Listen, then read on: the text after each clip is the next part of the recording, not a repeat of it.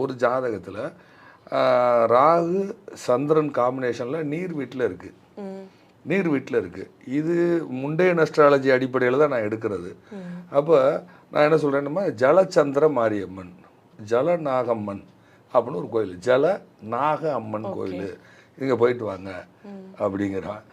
அதே மாதிரி பார்த்தீங்கன்னா ஒரு ஜாதகத்தில் வந்து பார்த்தீங்கன்னா செவ்வாய் சனியோடன் ராகு சேர்ந்துருக்கு.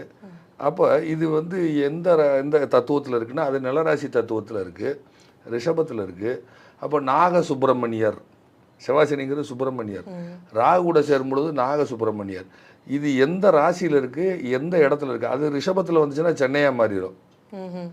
சென்னையில் எங்கே இருக்குது நாக சுப்பிரமணியர் கோயில் எங்கே இருக்குதுன்னு கேட்டிங்கன்னா, நம்ம செனாய் நகர் இருக்கு இல்லையா, செனாய் நகரில் திருவிக்கா ஸ்கூல்னு ஒரு ஸ்கூல் இருக்கும், அந்த ஸ்கூல் பக்கத்தில் இருக்குது. இது நாக சுப்பிரமணியர்னு இருக்குது. இதே இது அது மகரமாக மாறிச்சுன்னா வேறு லொக்கேஷனுக்கு போயிடும். அது ரிஷபமாக இருந்ததுனால அந்த மாதிரி சொல்கிறேன்.